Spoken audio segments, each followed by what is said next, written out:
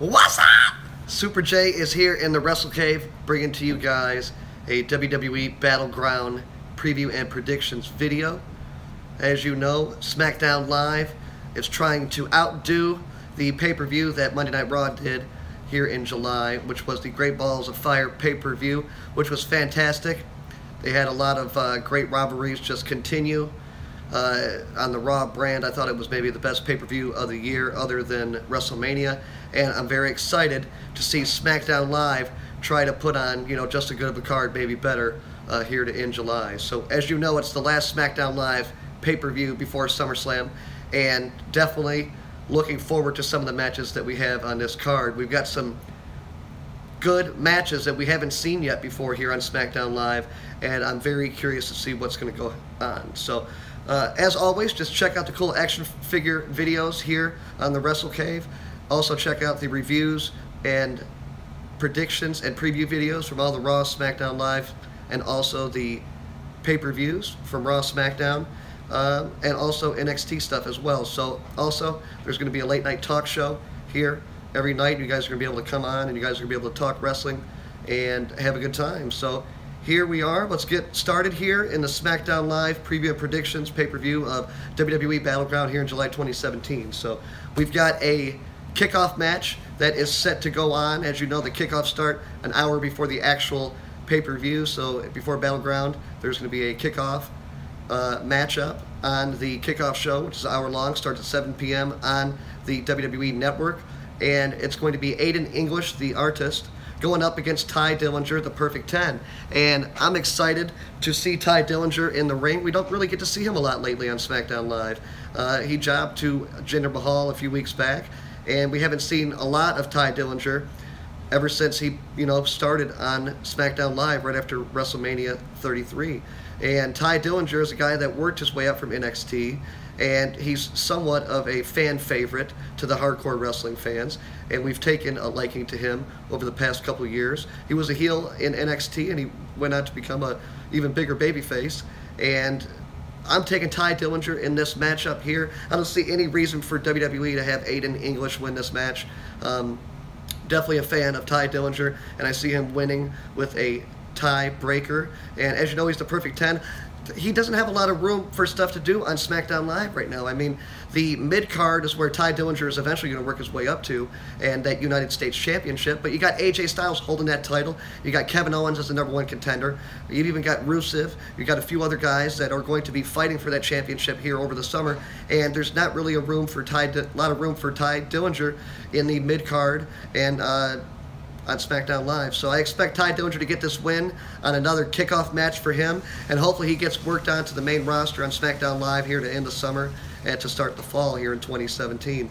After that, we've got Sami Zayn versus Mike Kanellis, and Mike Kanellis will be with his wife Maria. And Mike Kanellis was a guy that started out in Ring of Honor. He was actually a good wrestler. Enjoyed him watching him. Also, he also wrestled in TNA, and was a champion there for some time. But Maria and Mike Kanellis, ever since they started on SmackDown Live, they've had this, just love fest going on, and Sami Zayn was always interrupting their love time and their personal time backstage, and eventually Mike Kanellis beat the hell out of Sami Zayn over the back of the head with a glass vase that was filled with flowers. And Sami Zayn and Mike Kanellis were originally scheduled to fight for the first time, I believe, here at WWE Battleground. And I was watching on SmackDown Live, and I saw that match was coming up next. We had Sami Zayn, Mike Kanellis fight for the first time. Mike Kanellis, his in-ring debut, and the guy definitely looks in shape from the last time that I saw him, which was in TNA months ago. So Mike Kanellis is working on his appearance. Also, as you know, he did get the win in that match. Sami Zayn, is he ever going to get a shot on, in the WWE main roster? I mean, that's a guy that is mid-card title written all over him. He never got to win a title on Monday Night Raw, and it doesn't look like anytime soon he's going to win one on SmackDown Live because, as I said, the mid-card and also the main card spots on SmackDown Live are all taken up right now. So those guys are going to be fighting for that. And Mike Kanellis is probably going to get the win here against Sami Zayn for the second time. You don't want to see Mike Kanellis lose just days after his, debut match, which he won. But if WWE booking serves us correctly, that 50-50 booking could possibly happen. Maybe Sami Zayn gets a win back here to tie him with Mike Kanellis, and they continue their feud forward going on to SummerSlam. But Mike Kanellis, obviously, like I said, a guy with a lot of promise. Definitely mid-card title written all over him. And these two guys should put on a show on SmackDown Live's SmackDown Live only pay-per-view and WWE Battleground. So I definitely see those guys getting at least 12 to 15 minutes in the ring. They didn't get more than 5 minutes on SmackDown Live, so I see these guys putting on a show for us on SmackDown Live's pay-per-view Battleground. After that, we got the Fatal 5-Way Elimination match. That's for the #1 contendership for Naomi's SmackDown Live Women's Championship. The winner of this Fatal 5-Way is going to fight Naomi for the title at WWE SummerSlam, the biggest party of the summer.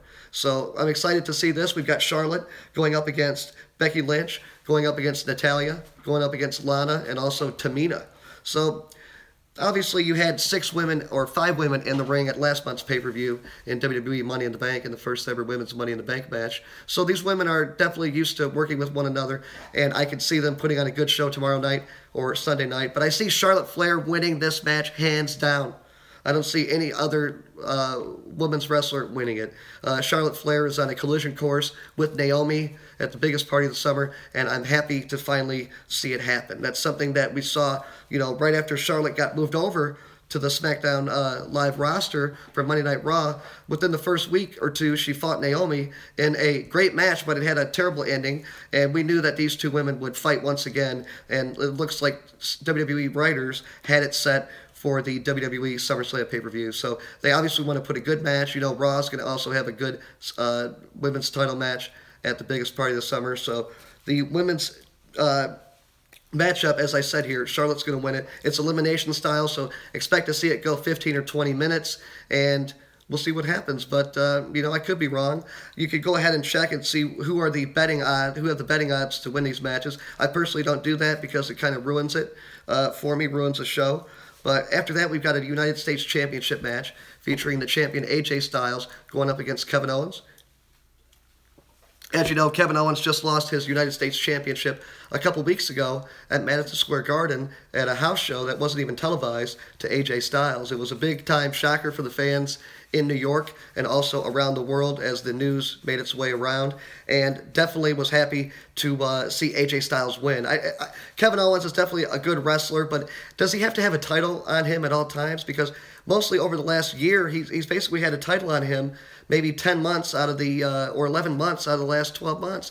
I don't know what to say. I'm a Kevin Owens fan, but obviously he's not one of my favorites. But AJ Styles, the phenomenal one, is my favorite wrestler. And I see AJ Styles winning this match and going on to SummerSlam to defend a United States Championship. As you know, over the last couple weeks, we've saw some pretty cool stuff backstage with Shinsuke and AJ, especially on SmackDown this past week, where Shinsuke was staring down AJ Styles and the United States Championship before they were set to tag team in the main event against Kevin Owens and Baron Corbin. But what a great matchup that would be at SummerSlam if AJ Styles can defend and retain his United States Championship here at Battleground. Expect a great match, guys. To everybody out there that's leaving comments, I thank you guys.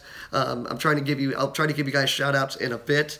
As you know, I'm just starting to do these nightly shows, so just bear with me.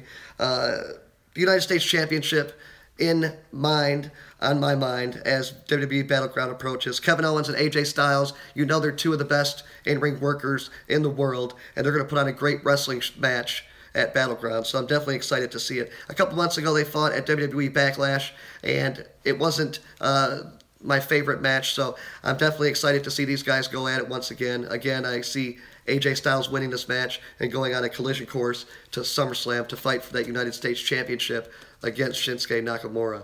And let's go ahead and go down the line. Speaking of Shinsuke Nakamura, he's had a great rivalry going on with Baron Corbin over the last month or so. These two guys have been beating the hell out of one another. Baron Corbin first attacked Shinsuke Nakamura at Money in the Bank, at the Money in the Bank match just a little over a month ago.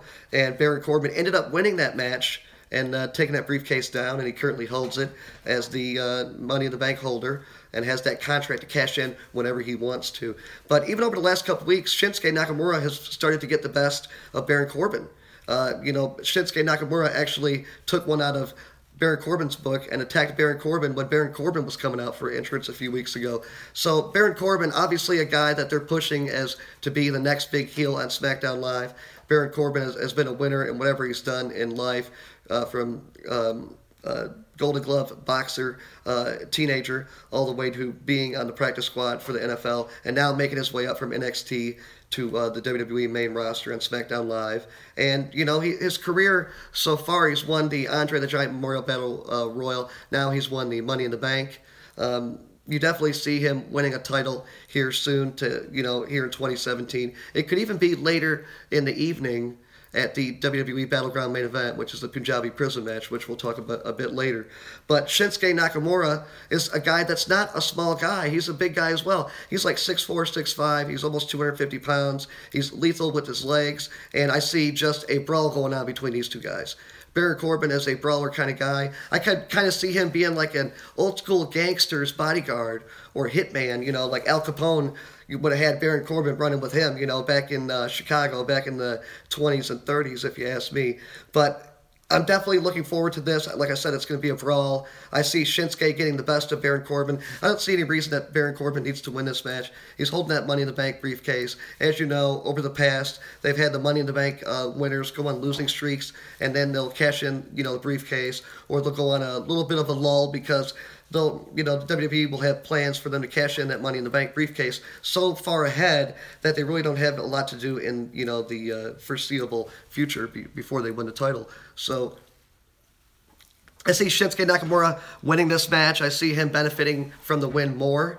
And I see these guys continuing to fight for the next few weeks. But I see AJ Styles and Shinsuke Nakamura fighting at SummerSlam. After that, we've got a SmackDown Tag Team Championship match with the champions, the Usos, going up against the New Day.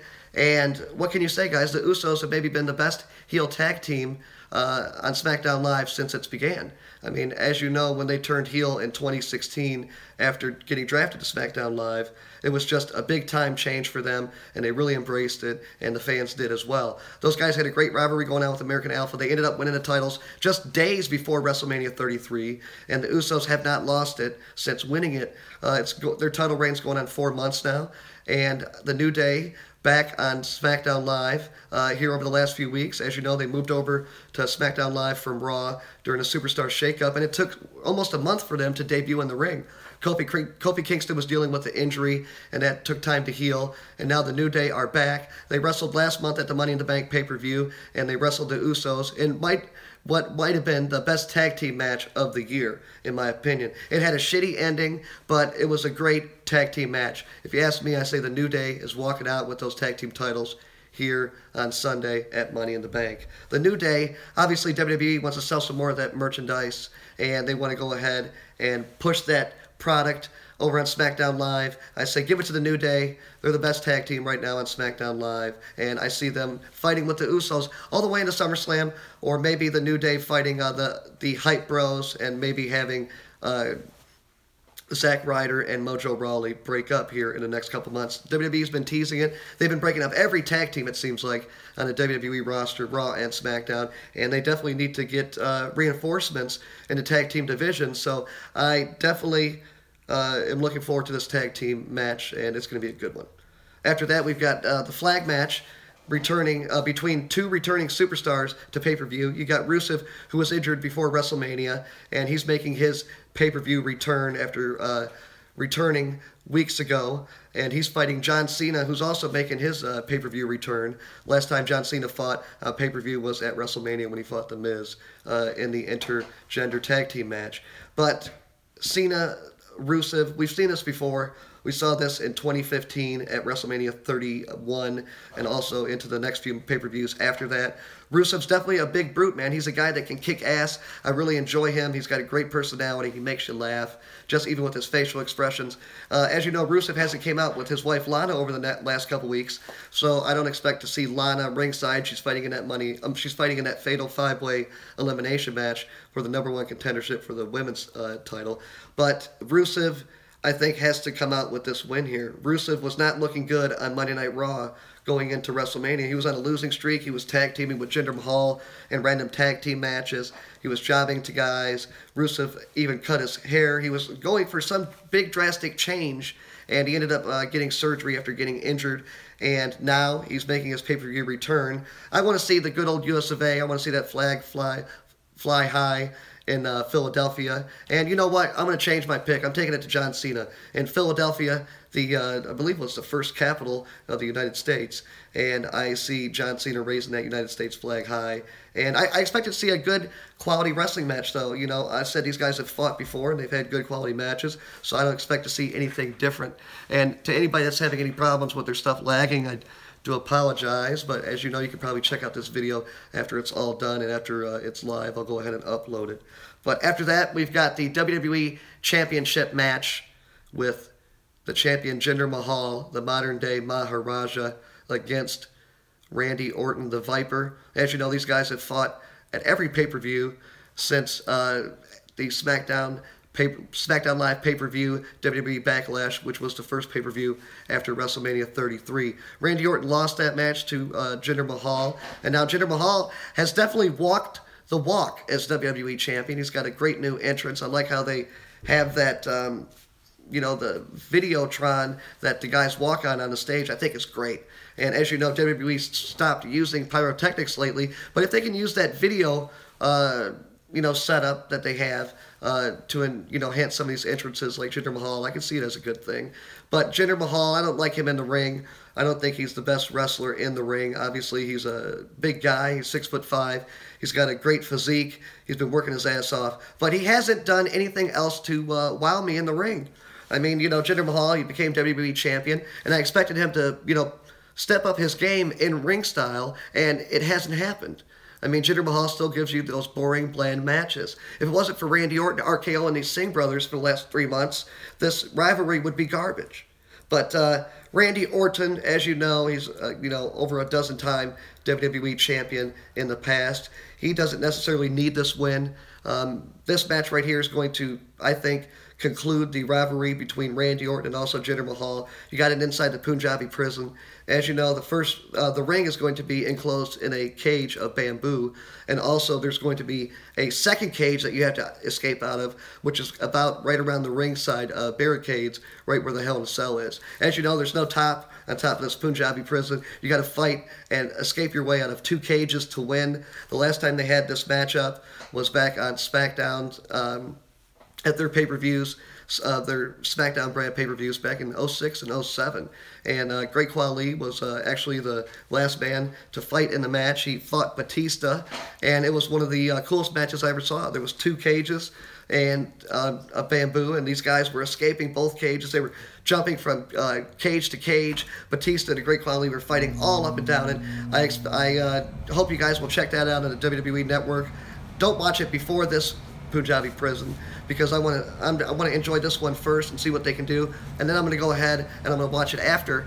I'm going to watch that Batista and Great Khali Punjabi prison back from 2007. I'm probably going to watch it the next day and see how that was compared to the Orton and Jinder Mahal. You know, these Singh brothers are going to be climbing these 2 cages in this Punjabi prison.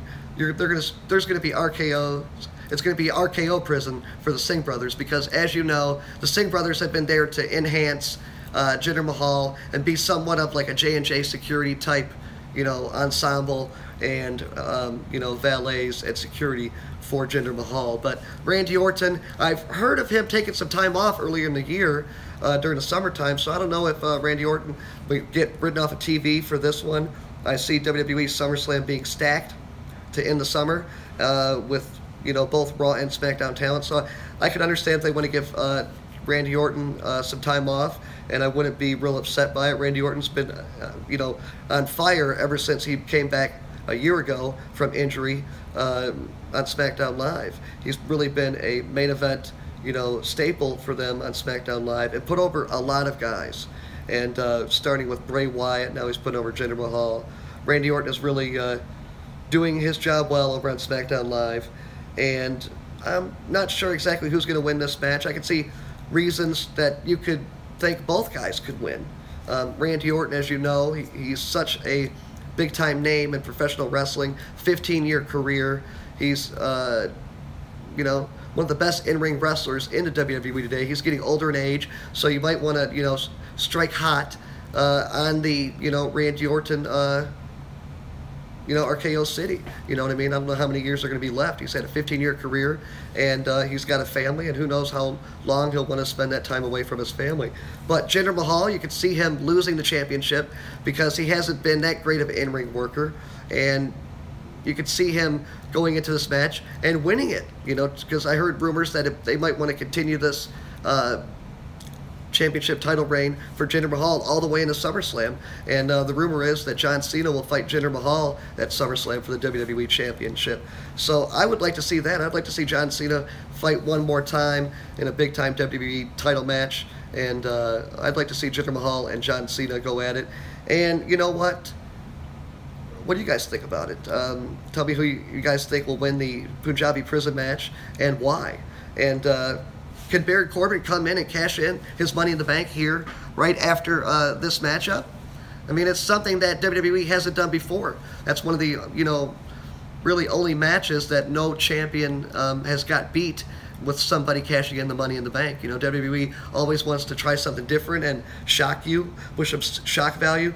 We haven't heard any rumors online that Baron Corbin will be cashing in that briefcase. So that would be the wild card for me, would be Baron Corbin coming out and somehow cashing in that Money in the Bank. Maybe you're losing to Shinsuke earlier in the night, and then you go ahead and you're forgetting about Baron Corbin, and in that main event, they're going to awe us with that big structure. There's going to be, the Singh brothers are going to be jumping from cage to cage. Randy Orton's going to be giving RKOs. Our mind's going to get off of Baron Corbin, and then the next thing you know, after that champion escapes the cage, who's there to kick his ass? Baron Corbin.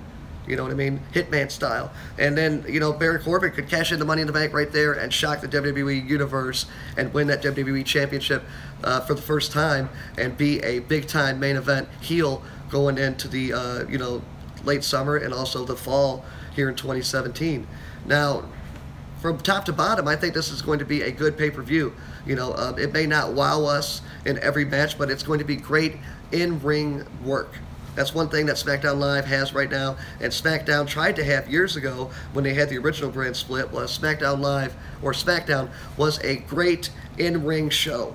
You tuned in to see great wrestling. They may not have had the best storylines on SmackDown, but they certainly had great in-ring competition. You were always going to see good matches. Whether they were guys that were just starting out or veterans, they always had great matches. So I'm definitely looking forward to this pay-per-view.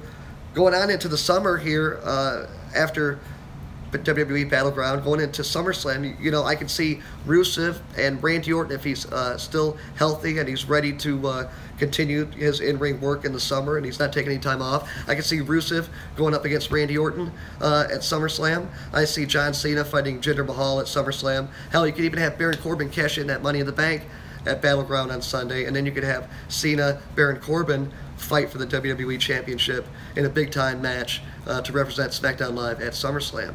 And AJ Styles, Kevin Owens, these are two guys that I see continuing their rivalry into SummerSlam to end the summer. But I see these two guys getting one more man added to this rivalry, and possibly Shinsuke Nakamura. If he doesn't get that one-on-one U.S. title match with AJ Styles, they could throw Kevin Owens, Shinsuke, and also AJ for a pretty cool triple threat match with guys that are well known around the world and fight for that United States Championship.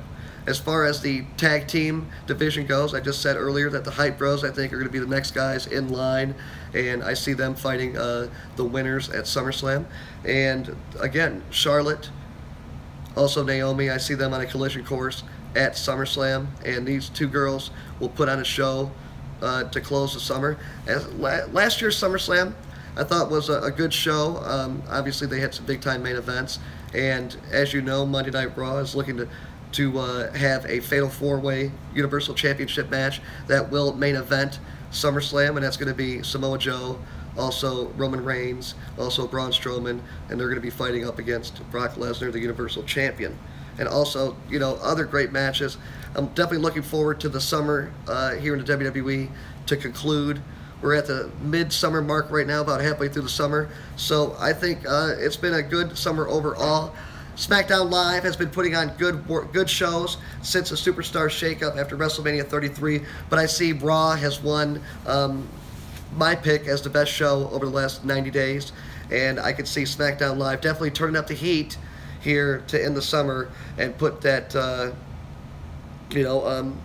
put the pressure on Monday Night Raw to continue their good work on Monday nights. But I want to just talk about one thing. I could see Big Cass over on Monday Night Raw. I don't know about you guys, but I'm not really happy with what he's been doing since, he turned on Enzo. As you know, he's just been coming out and he's been kicking Enzo's ass, trying to grab a lot of heat from all the fans, and he is. But I think Big Cass is somebody that needs to go ahead and shed Enzo Amore altogether. I see Big Cass. I don't know necessarily see him on Monday Night Raw. You already have Braun Strowman as that single star, giant star, kicking ass. So I can see Big Cass make his way over to SmackDown Live here in the future to end the summer and start his singles run over on SmackDown. He's a great in-ring worker for a 7-foot guy, and he's definitely my pick to be the next Raw superstar to make their way over to SmackDown Live. And there's one other thing about this pay-per-view Battleground here. SmackDown Live's tag team Breezango and Tyler Breeze and Fandango, the tag team of Breezango, they've had some skits going on with some backstage stuff going on. As you know, they've had these detective gimmicks over the last couple months that have really, just had me turn the channel.